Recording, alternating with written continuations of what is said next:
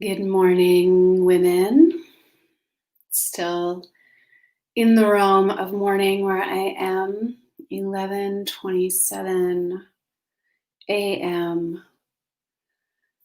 on Thursday, October 15th, 2020. We are kicking into a pretty hot day here on the west coast of Northern California. So there have been a few different shares, both on live calls as well as in the community forum, that have been bringing in pieces around work, around career, around money, around purpose, around passion, and basically how all of these things work together, or what are they? How do we have them? How do we, as women, certainly, how do we create sovereignty inside of our own financial stability? Do we have to decouple that from making money, our purpose, our passion? There have been conversations around this. And then I know that there are at least a couple, if not more, women who are also then in the conversation around what does it mean, both as a mother to do this, as a woman, as someone in partnership or out of partnership. And the topic of balance came up.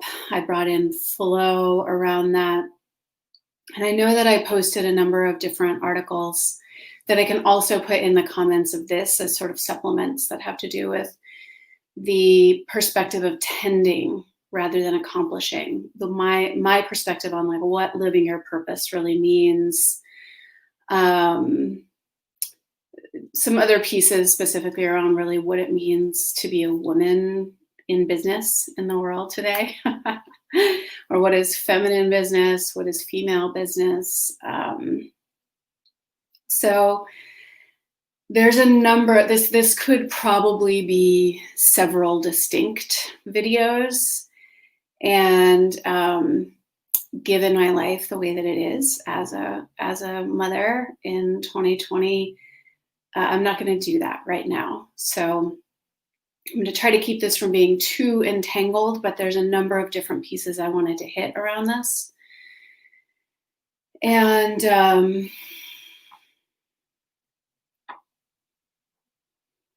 let's see what I get to in this time. Maybe I'll do a part 2. Okay.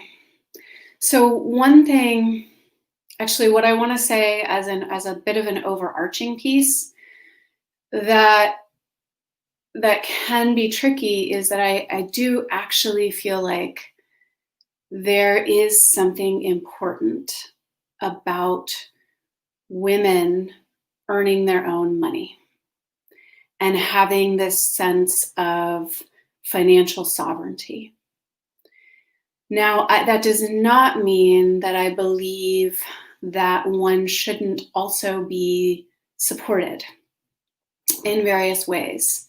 So I want to say this right at the outset because I think this sets some context for some of the other pieces. And this is true, actually, I believe. So there are a lot of things that are in what are considered either the more female or the more feminine realm that are not traditionally financially compensated. The most obvious one are all the tasks related to motherhood. So I think that we can get in a bit of a like catch-22 as women and then as mothers, either in partnership or not, but in shaming ourselves for like not making more money or not sort of, I know that most of us wouldn't actually think about it this way if we brought it to conscious awareness, but what might unconsciously live inside us as quote unquote earning our keep. or contributing in a financial way. And we really undervalue. So I did a much longer video that I'll post in the comments really around motherhood in this way. But I think it's actually really important to recognize like that is a fucking job.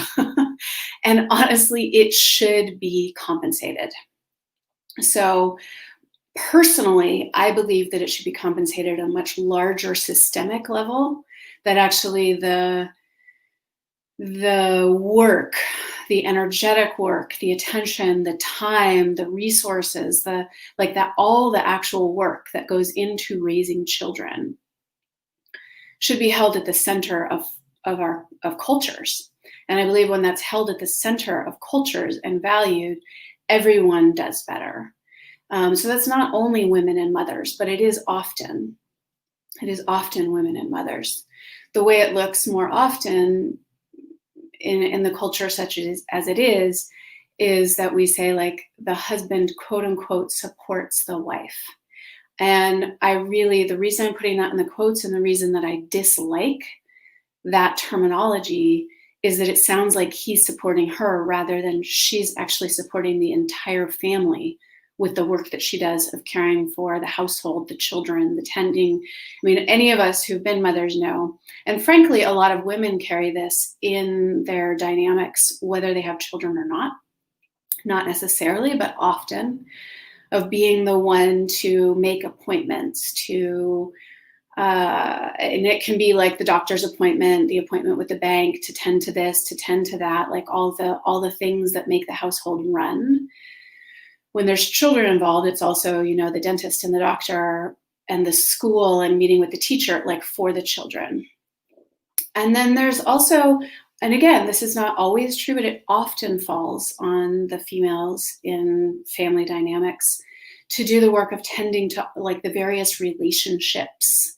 Oh, she's the one that coordinates the getting the friends together, or the this, or we're having people over and mostly she's the one who plans the menu and does the shopping and makes sure things are out and gets the invitations out and fields the inquiries and lets everyone know what they should bring. So again, this is not always true, but I want to say these things because it is often true. And if we don't bring them to the forefront and say, oh, that's actually work, I might enjoy it. I mean, I fucking love my job. It's still work and I deserve to be paid for it. But all of those things are work. They do take time. They do take energy. They do take attention. And if we don't bring them to the forefront, we can just be like, why do I feel so overwhelmed and busy and I can't seem to get anything done? Is we actually go like, wow, I got a shit ton done today. Just none of it made us any money. And that is often the only thing that's sort of valued. So certainly in the realm of running the household, certainly in the realm of tending to the children, I also want to say that, and some of this I already mentioned in like the tending to the relationships or creating, again, in COVID, it's a little bit different, but still these things of gatherings or making sure that this happens or sending the holiday cards or tending to the relationships is part of what I would say is like part of the feminine energy that tends to be uncompensated. It's often unrecognized. So I know for myself, for instance, there are many things that I do that I don't mind doing them. I like doing them. I'm happy to keep doing them, but I do want them to be recognized. I want someone to say, oh yeah, you did all those things. I did all these things, but you did all these things. And so often only the things where either there's like a product at the end, like, look, I created this, or like, look, there's a paycheck, are the things that go like, oh, one did something, one accomplished something today. And inside of that, I would also put just the realm of energy. And that is, I don't want to go down a whole rabbit hole here. This really would be a very different, a different video, and maybe it's one that should be made. But, and this is a funny analogy to jump to, but often I look at like strippers, and really what they're being paid for is their energy. And so there are these certain places where we will pay for feminine energy, but we like twist it in this way or that way, or only if there's sex involved, or what have you, but actually a lot of times, and it's not just women, although especially in heterosexual relationships, it's often the women who do the things like put the flowers on the table, or um, put out holiday decorations, or the energy of life, the beauty and the energy of life is the feminine domain. And it is, generally speaking, not financially compensated or considered part of the work, like work in life. So I think it's important, even as we like step into this conversation, to recognize that those actually are things that take time, attention, resources. That is, if we're just going to call things work, that is part of the work of life. They absolutely deserve to be acknowledged and recognized at the very minimum, just as like something that takes time, attention, and resources, that is part of the work of life. And frankly, to honor that they deserve to be financially recognized. And so if you are a woman, either in, let's say, in partnership or even in a family, maybe partnership and children, and he, quote unquote, makes all the money, or he's supporting you, is I do think that there's one place to look at that and go like, yeah, and what do I do to make this family run? And to recognize, like, if you were to like parse it all out, he actually deserves to pay you everything that, like if you were actually to go like, I got paid for these things, if he had to pay somebody to do them, what would it cost? And I think sometimes it's like it gets sticky and we don't want to talk about that because we're like, no, I'm happy to do them, or I do them for the whole family, or we don't want to parse it out. But what that means when we don't parse it out is that it looks like he supports her rather than actually everybody does their part in the family, and his just happens to have a dollar sign behind it.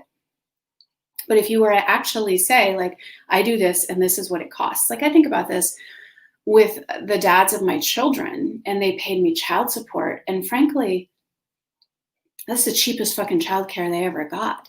They had to pay for the amount of time. And it was weird when we say that, because like, I'm the mom, so of course I want to be with the kids. But I also remember this woman I met when I went to work with Clarissa Pinkola Estes, not this past summer, but the summer before. And she was talking about, and I think this is a valuable perspective. We don't need to get stuck in it, but she had 2 kids and a husband. And she had said a couple years ago when she was going to go to grad school, and there was this little moment of conflict about like, well, why do you get to do that? And blah, blah, blah, blah. And when she got like down to it, she was like, or we could get divorced and you would be responsible for 50% and I could do whatever the fuck I wanted in that 50% of the time. Like, so you can either take care of our kids 50% of the time while we're married, or you can do it while we're divorced. But it's a reality that we don't talk. I think we don't talk about enough as women, is like, actually, it's not childcare. Like when the dad takes care of the kids, like technically he's responsible for 50%, and the state can mandate that, or like you can work it out in your family.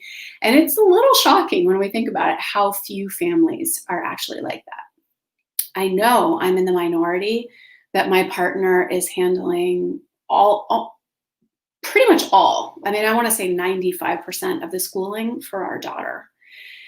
And this is actually I didn't really plan for this video to go this way, so I may come back and do some separate ones where I really want to talk about like purpose and money. But I think this is really important context for women, and that this is true even if there aren't children, right? These things like, what do you do for the family? I'm just going to call it a family, whether there's children or not.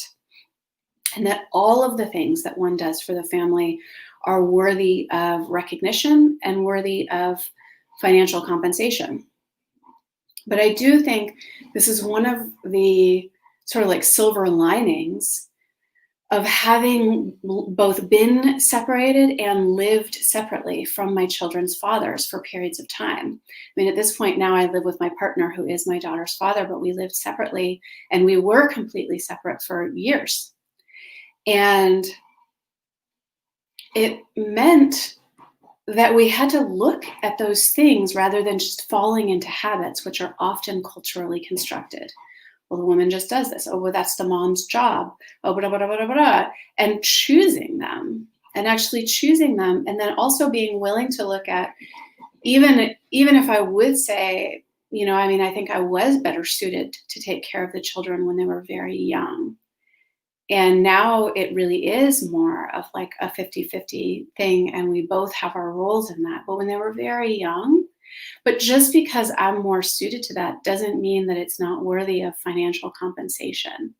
Just because my body is the one that grew another human, pushed it out my vagina, fed it with my own breasts, like, doesn't mean that that isn't also worthy of honoring, and not just like, oh, mothers are amazing. Like, no. We deserve time off work. We deserve to be paid. We deserve to be supported in that actual work. So partly I wanted to say all of that going into that, this might not be true if we lived in a really different culture, but given the culture we live in, I do think it's really valuable for women to feel their own financial sovereignty in some way, shape, or form.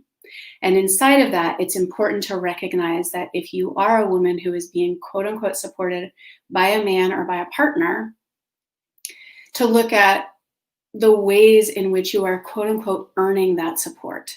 So there's not just like, I do nothing and they do, they make all the money and I'm just supported. It's like there probably are things that you do.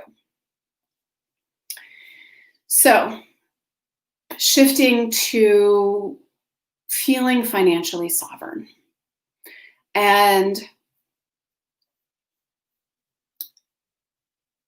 so personally, I want to say two things about this. One is my children's fathers have paid and pay me child support, and they should. I deserve every penny they pay me for child support.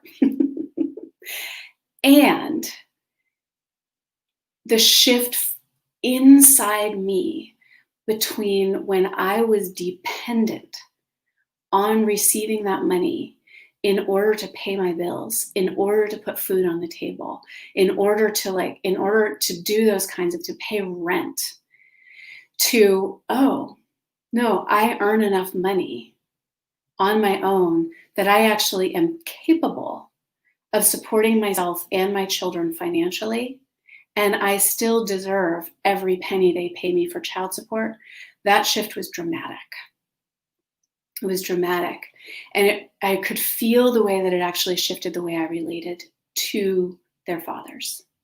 And I think that's true also in any relationship, that yes, we bring our money together, and yes, we support each other in many ways. And yes, and when we feel dependent in a certain way without an acknowledgement of, like, I hate the word deserving, but I'm stumbling over coming up with another one, but like where we actually deserve, like we're actually getting paid for a job within our family, that can create some complicated dynamics in our intimate relationships and in our family dynamics. So that is the perspective I come from when I say the importance of women feeling financially sovereign. And I would say that's also true in relation to our parents and our family. And that doesn't mean that we should never receive help or accept help in many, many capacities, including financial. And I do think there's some value in like, oh, yes, actually, I feel this. I feel where I stand on my own 2 feet here, that there's something, given the current times and culture we live in, that there's actually something really profound for women in that experience. So and all of these perspectives, they live together, right? Some of them are going to sound a little bit opposed to each other, but to me, I believe they just live in dynamic tension and they weave together. So I'm just saying a bunch of things, some of which may seem like they're at odds with each other. And no one of these perspectives do I hold as like the truth, but they're all perspectives that I find incredibly valuable as women in relation to work, money, purpose, sovereignty, etc. one of my mentors used to talk about what he called sex and cash theory. And the way that he would talk about it was there are our sexy projects, and then there are our cash projects. And sometimes they're the same. And when we sort of obligate ourselves that they should always be the same, we tend to get into trouble. If we imagine they can't be the same, so this has come up on the page, this idea like, oh, I just have a belief I can't make money as an artist. So if we assume there's no way that our sexy project could be our cash project, I think we get ourselves into trouble. But also, there was an article circulating not too long ago on social media about the way that, I don't know, in the last, 10, 20 years or something, there's sort of become this idea that we should make our hobbies make us money and sort of like turn everything into some sort of profit. And I think that ultimately has us obligate our sexy project to become a cash project. And I think that also gets us into trouble. So I'm certainly not saying that like our sexy big dreams, the things we love to do, can't make us money. But to allow that we look at these things differently, and then we really say like, this is my sexy project and that's how I relate to it. And then I also might have a cash project that pays the bills or connects the dots. The story that I most often tell about this is back when my daughter was very young, like in the first year or two of her life, which would mean that my son was, somewhere between 3.5 and 5.5, what have you, I was also kind of getting back on my feet in terms of my own coaching and teaching career. And then there was a period of time, probably like more than 6 months, but less than a year, where one of the things I did was also I took care of another family's child in the afternoons when I had my children. So my son was in kindergarten at that time, preschool and kindergarten. I think I had maybe a little bit of babysitting for my daughter. But then when it was time for my son to be out of preschool or out of kindergarten, then I would be done with my childcare for my daughter, and I would also go pick up this other child, and I would have them all in the afternoon. And it wasn't that much money. And honestly, I was about to say taking care of other people's children is not my calling in life. Like taking care of children is not my calling in life. I fucking love my kids and I'm a pretty good mom. And it is not my calling in life. Like I am not, there are just some people you see it, like they just love it, or they like love the mess, or they love the this or that. They do all the crafts and stuff like that. Like I'm just not that mom. And yet I'm good at it. And I liked this kid and I liked my kids and I could do it. And it was like this little bridge between the money that I was bringing in, the money that I needed, to pay my bills. And for me and for our family at that time, that was the right choice. Rather than like, I'm going to try to get I'm going to get more childcare for my kids and try to earn more money, and like the coaching and the teaching. Like at that time, that just wasn't the best. Like, could I, in the abstract, make a lot more per hour coaching and teaching than I could taking care of someone else's kid? Absolutely. But what that would have meant for both the pressure on me, the pressure on my family, the pressure on my kids, the time that I wanted to spend with them, it wasn't worth it. And so in a way, that was like a cash project, just so that I didn't have to put so much pressure on my coaching and teaching career at that time. The other story I like to tell about this is I had a friend who is a CPA, and she's also an artist, like a visual artist. She paints, she does mixed media, they're gorgeous. And for a long time, so there was a period of time where she would call herself a CPA, like I'm a CPA, like, oh yeah, but I also make art on the side.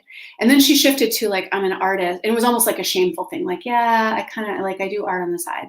And then there was like this point where she shifted and she was like, I'm an artist. And it was almost a shameful thing. She's like, yeah, but I'm a CPA for money. And then there was this moment where she realized, she was like, I'm actually my biggest patron. She's a great CPA. She's good with money. She's good at it. And as long as she had clear boundaries around it, these are the hours that I work, and these are the hours I do art, and these are the hours I do neither. And, from this time to this time, like tax season, whatever, like it's just a shit show. And she made it as beautiful as she could. But like she knew that was crunch time, and that like paid for the other, 9 months out of the year when she got to make art every single day. And her shift from like, yeah, I guess I'm a CPA to make money, but really I'm an artist. So I'm trying to figure out how to make that. And her art does sell for good money. But her shift into, especially during that time when her art wasn't selling yet, like she hadn't been in galleries, but her shift from like, oh, it's kind of the shameful thing that I have to make money some other way than what I consider my calling as an artist, to I am my own biggest patron. I'm a CPA, and that actually allows me, I'm a patron of my own artistic capacity.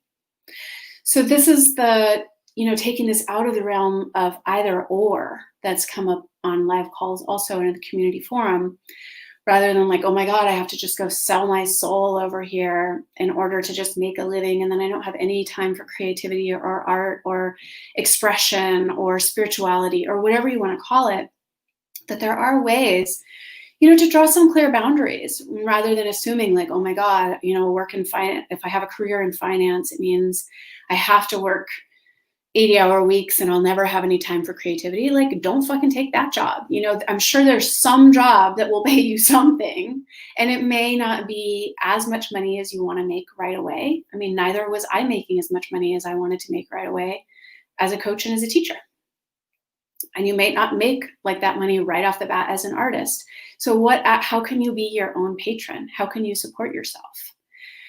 And really be willing, I think, again, especially like in the coaching and the personal growth industry, we have this idea that if we're doing anything that isn't like our dream or our passion or our highest purpose or our art or, even we talk about it in the sense of like, what's your zone of genius? And you shouldn't be doing anything that's not your zone of genius. Like, fuck that noise. Like, I do so many things all day long that are not my zone of genius, that have to do with taking care of the house and tending to my children and even things for my business. I do things for my business that are not my zone of genius. And I think that's just kind of a bullshit thing that makes us feel bad about if we are doing things that like aren't our favorite or aren't our zone of genius, or bring in money in some way that supports us getting to do the thing that we most love to do, whether that's music or the performing arts or the visual arts or some form of spiritual practice.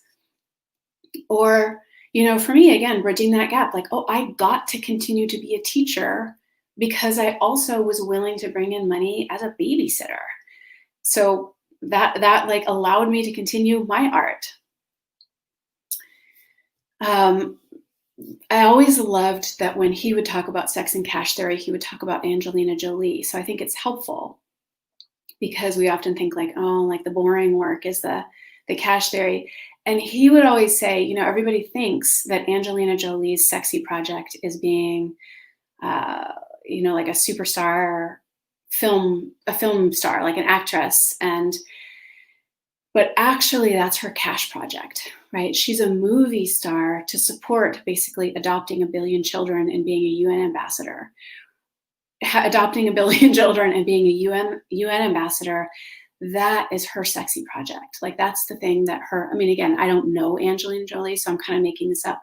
But like, you can see, like, that's the thing that she just wanted to do with her life.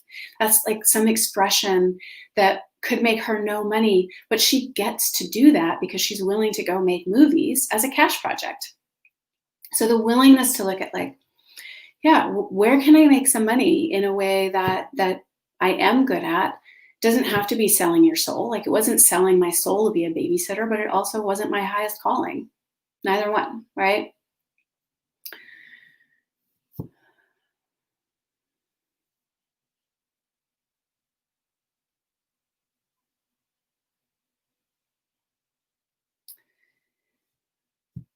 I'm kind of looking at my notes. I'm like, there were things I wanted to talk about here. So I do think in terms of all these various, one of this is just not the either or, but some of it is like, oh, I have a calling, I have a gift. Maybe it's my voice, maybe it's teaching meditation, maybe it's coaching, maybe it's art. And I do think, again, sometimes it's important to say, do I really want to do what it takes to make money from that? Because it does require, and we can argue that this shouldn't be the case. And we can certainly do work to change the way that our culture is, the way that our capitalist society runs. And at the same time, I think it's important to recognize the systems that we do live in right now. And inside of the culture and the systems and the times that we live in right now, that requires that you be an entrepreneur first. And being an entrepreneur first means that you do have to sell things.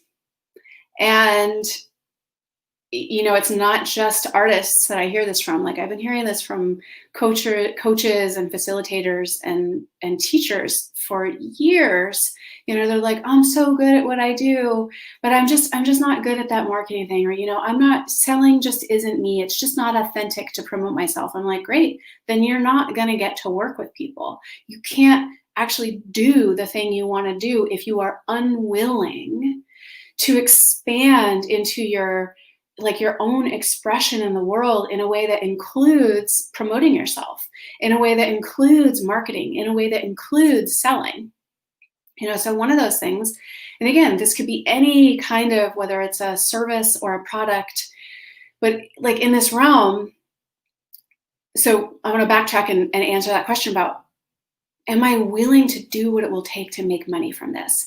And you can make some money, right? It could be like, yeah, actually I have this like side gig where I sew something, like I make these things and it's a side gig and I do want to get paid for it. Like, it's not just for the love of it. It's not just things I want to do for gifts. Like, I'm going to get paid what is the true value of these. But, I am not willing to put the pressure on that or on myself, like as an artist or as a teacher or as a spiritual being, to do what it takes to support myself in that way. But I'm going to keep doing that. I'm going to keep teaching yoga classes and I'm going to charge for them. But I'm not going to try to make that my career. I'm going to continue to also have this cash project. I'm going to, build websites or clean people's houses or, who knows, like what your cash project probably looks like someone else's sexy project, and your sexy project probably looks like someone else's cash project.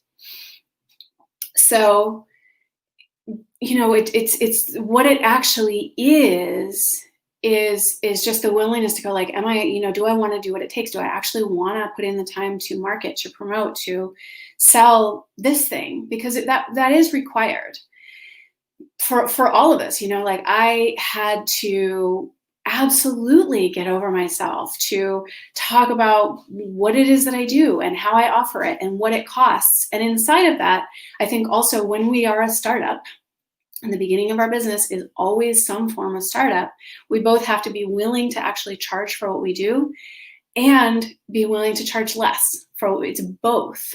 We can't just go like, oh, just this wee little thing, like here, I can't possibly charge what it's worth. But also, like when I was starting, again, back when my kids were younger and I was getting back into it, I was teaching authentic relating evenings and I charged for them. And I gave a ton of 2-for-1 offers, and people got discounts if they came. Like, if they signed up for the next one, they got a discount.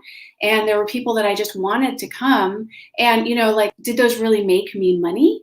No, but they did bring in some money, which allowed me to keep doing them. And and I also used them to market other things. And so, looking at what are these actual stepping stones. But again, it goes back to this thing of, am I willing to do what it takes to bring this thing into something that could actually support me? And that's not the same as like, oh, it's just impossible to make money as a ... Like, I basically think there's nothing that it's impossible to make money at. But also it's helpful to remember, like, the thing that I love the most doesn't have to make me money. Either one of those, when they're obligated, is where we get into trouble. So part of that is like, I would make the analogy when we're in an intimate relationship and then we suddenly go like, oh my God, my intimate relationship has to meet all my needs. If this person really loved me, they would want to spend all their time with me. And I shouldn't need anything else because I have them. We do the same sometimes with like one way of making money rather than what are many ways that I might support myself. And again, that can look like doing the same thing, but in many ways, or it can look like many things rather than putting all the pressure on like, oh my God, I discovered, I'm an incredible visual artist. Now, like, that's the only thing I can do to make money. So decoupling the pressure of that being the one thing. I do want to say here, I know this is getting like a little bit woven, but all of these things, first of all, are like, they are realms of personal growth. They require being willing to be uncomfortable. I was on Facebook Live nearly every day for like a period of time. And I was not, people are like, how did you get so comfortable on Facebook Live? I was like, yeah, just by like being uncomfortable on Facebook Live. That's how I got comfortable. I didn't wait until I like knew that I was going to be able to do it right. I didn't practice being on camera. I didn't delete the video. Like it was just like, yeah, I'm going to be uncomfortable. And then maybe at some point I'll be less comfortable. I'm going to say this is what my services cost. And I may or may not ever feel more comfortable saying this is what my services cost. Like, are we willing to be uncomfortable in service of creating what we want to create? And that's also true around our work, our career, our purpose, making money in the world.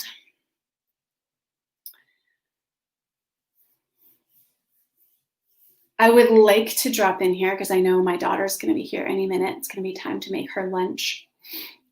I would like to drop in here that often we also decouple these things from self-care. Like, oh, well, I'm not spending my time making money because I'm spending my time on self-care. And I want to say, absolutely, the practices that we do, absolutely our spiritual practices, absolutely sitting in the sun, absolutely quiet time and reading a novel and taking baths and doing yoga. All those things are incredibly important. And I want to say financial stability is also self-care. And putting some time and attention towards anything that you feel you must do, any sort of creation or expression that you must do for your wholeness is also self-care.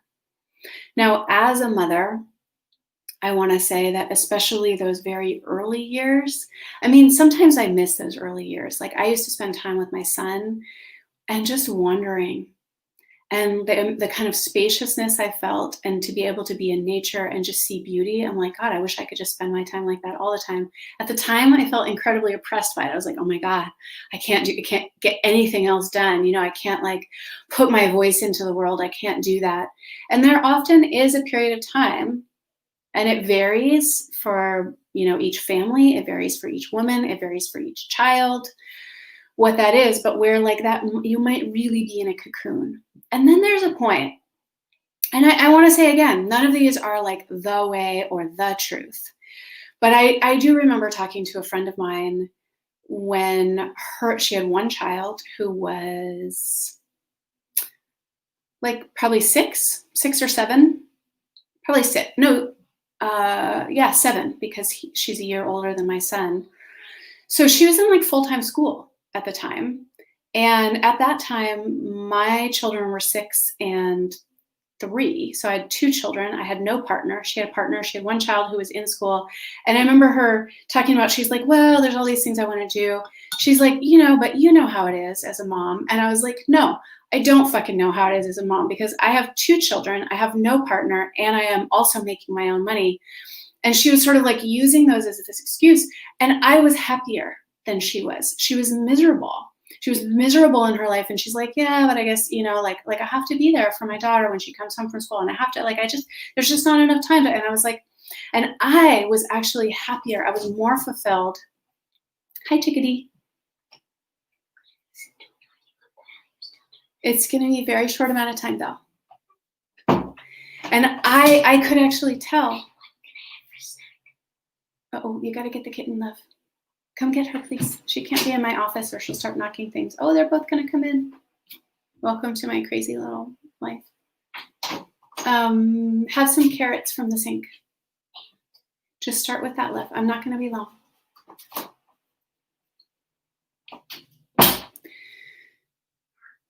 So in that conversation with my friend, it was like I could feel at a visceral level. I mean, I could be wrong about this, but that she was actually like less happy in her life, even though she supposedly had it better. She could do what she wanted. She was quote unquote being supported by her husband. You know, she had all this like time when her daughter was at school, all these things. And I like none of that, you know. My daughter wasn't even in preschool yet. And my son has always been like just really got a lot of energy, all these things. And I was like carving out time to do the things that I truly, truly wanted to do around my work in the world. And I was, you know, I was tired, I was working hard, and I was also full. I was filled up by it. I felt like, yes, I want to do this.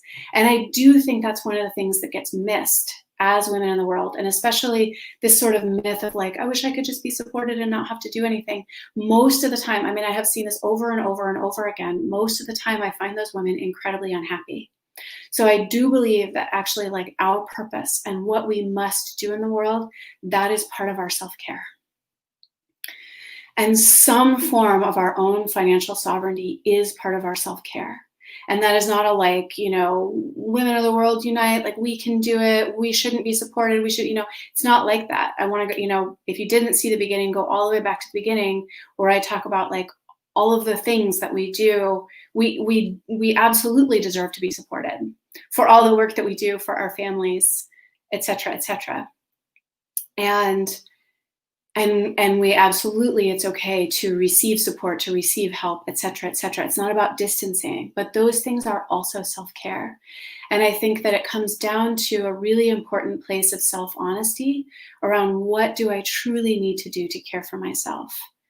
And right now, is that in the realm of some little piece for my work or my business or my art or my cash project or my spiritual life or my sanity? Like that it might be a different answer at different times, but to not assume that we know what truly will create our vibrancy in the world. Okay, I know that I'm going to go back to this. I'm going to be like, oh, I forgot to talk about that. And I forgot to talk about that. So I'm sure I will be back, but I wanted to drop those pieces in, and I'm just going to check in with these comments. I just want to let you know this app that I use to do my lives actually often doesn't show me who is commenting. So it just says Facebook user, so I don't know who I'm responding to right now.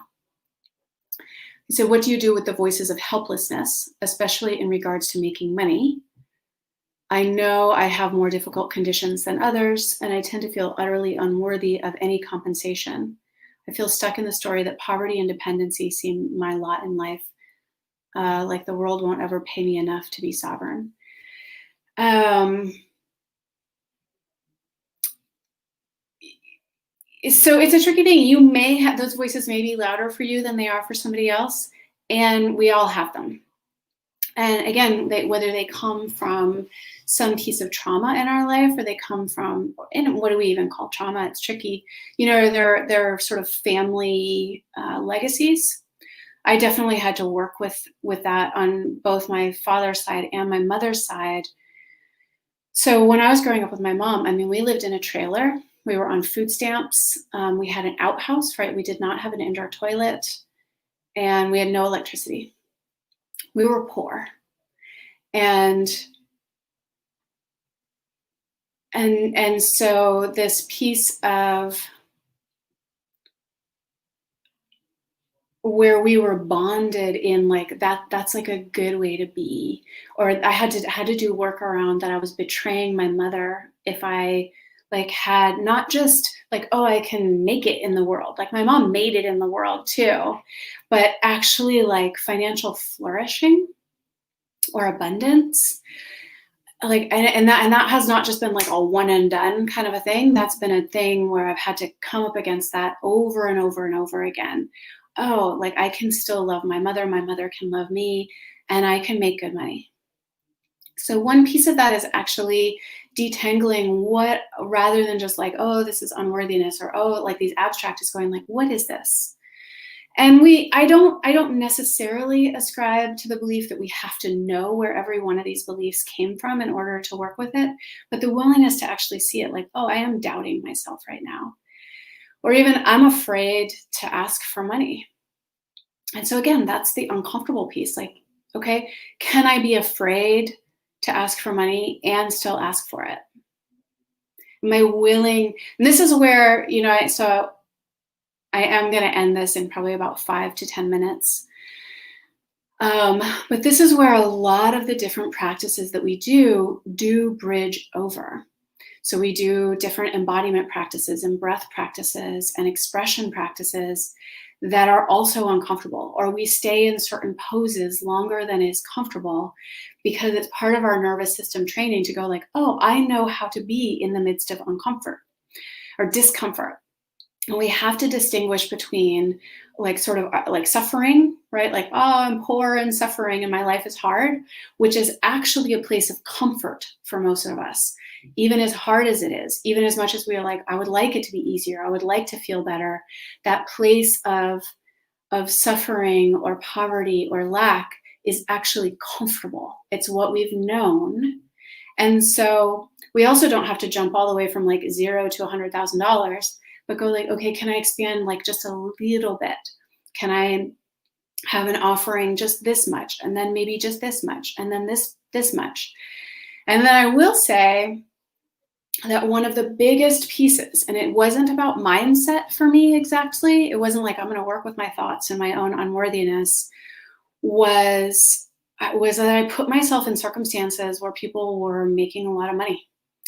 And just like I would look at people and I'd be like, my work is as good as your work. I mean, I think about this about that Michelle Obama quote where she talks about like having a seat at the table.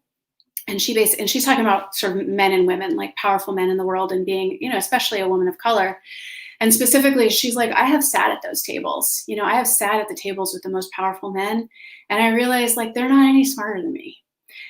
So I can be that voice right now, at least to say this. Like, I have sat in rooms of people making a lot of money, and their work is not necessarily better than like my work or your work, and they had all the same money doubts. And most of them had the same unworthiness doubts. And so remembering, it's not like, oh, I have to get to a place where I no longer feel unworthy, or I have to get to a place where I no longer have doubts, or I have to get to a place where I don't doubt myself anymore. Oftentimes we have to do things while we feel unworthy, while we doubt ourselves, while we're afraid. So that's the short answer. So I think this was you saying, this was you, Chloe. It's like, that's so me, financially supported, raising kids, and always having excuses for why I'm not thriving yet. Getting honest about this. Thank you. So, but if you didn't see all the way back to the beginning, Chloe, I want to make sure you see, because I really think it's important that we recognize the work of being a mother or a housewife, and we can also change those things. So we can choose them. We can say, you know what, right now I choose to do the majority of this work. And you know what, I damn well deserve to be financially compensated. If my husband had to hire childcare, get the kids ready to go to their daycare, make all this food, buy all this food, clean this house, like make all the doctor's appointments, make all the dentist appointments, he either had to do those things, which would take away from his earning capacity, or he had to pay somebody to do them. It would cost a lot more than he's paying you now. Almost guarantee it. Almost guarantee it.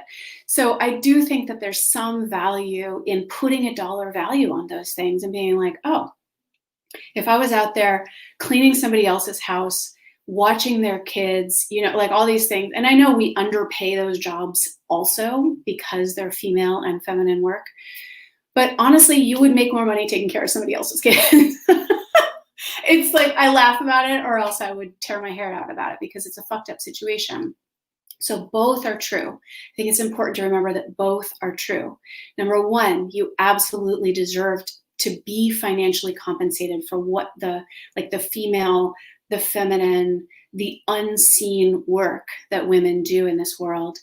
And it's important to go like, okay, where have I bought into this in a way that keeps me from thriving? I love the word that you used about it. Why am I not thriving? And sometimes we do have to make hard choices. And this might end up being a whole other video, but one of the notes I wrote down here at the very bottom, I write myself very cryptic notes, but it says willing to have, willing to give up. And similar to what I said about where we have to be willing to charge for our work and we have to be willing to charge less sometimes, that these two things are also simultaneously true, which is if we want to step into the world of, I don't know, there's like none of the language is exactly right. If I want to step into the world of entrepreneurship or of earning my own money or financial sovereignty or like offering a gift to the world in some way, offering my purpose into the world in some way, and energetically, complete that loop by being financially compensated, because that is the main energy exchange that we have in the current culture, is financial compensation. It's not the only one. It shouldn't be the only one, but it is the main one right now. So it is part of what we need to work with, is like, what am I willing to have? Am I willing to have money? Am I willing to have a comfortable life? Am I willing to have luxury? Am I willing to have more than what I need? Just what I need. Now, that does not mean that you're going to be greedy like Jeff Bezos. Nobody needs that much money. That man is richer than God. Like, seriously, he could just fund the whole world and he'd still be rich. So it is different to go like, oh, I'm allowed to have, an IRA. I'm allowed to have a savings cushion. I'm allowed to buy myself new clothes and still have money to spare. I'm allowed to take myself to the spa. I'm allowed, right? What am I willing to have? And that is definitely a realm that, especially for women, I think stretches us. Like, oh, am I willing to have someone who comes and cleans the house? And, whatever I make that mean about myself, and whether I'm a good wife or a good mother, and what I'm afraid other people might think about me, like, am I willing to feel that discomfort and go like, you know what? Right now, I have not been doing that, but for a long time, I had somebody come about once or twice a month. And I know it made me like a better parent. And frankly, it probably made me more money because the attention that I was putting on like having to do certain things in the house, I was like, oh, that's just freed up either to go, sit in the sun and rest, or to actually put my attention on my business. But the other one that gets dismissed in kind of personal growth and coaching world a lot is, what am I willing to give up? And sometimes I think we like this idea, like, I can have it all. And I have just seen that we do have to give things up.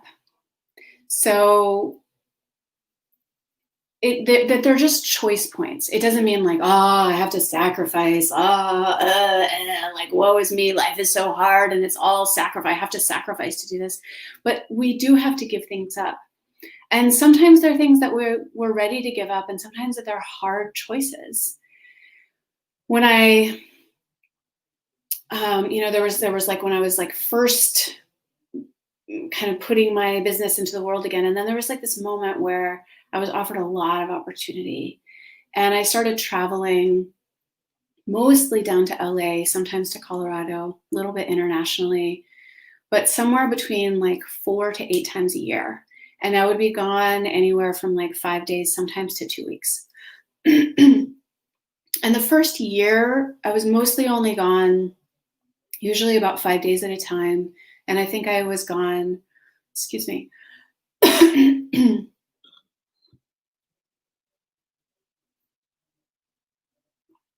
I think I traveled about six times that year. And then it was more the second year. And then there came a point where I was like, ooh, I actually don't want to do this much traveling anymore. But that was like a really big branching out for me.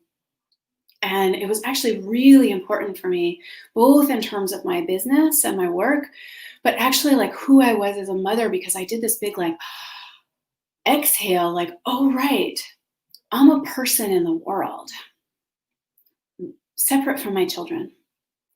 And I did that earlier in my daughter's life than I did in my son's life. And some of that is probably like first child, second child thing. Some of that is just her personality. Like she's a little more like that. She's just like, see ya, mom. Which might be first child, second child. I don't know. But she was one when I started traveling. She was one. And the first year, but it was like, wow, I lost that time with my kids and I gained something else. But what am I willing to give up? Was I willing to give up something? And what was I going to say here? Oh, just the last piece I'll say, especially as a mother, but was, the first trip I took, and this was probably true for almost the entire first year that I was doing this work and this travel.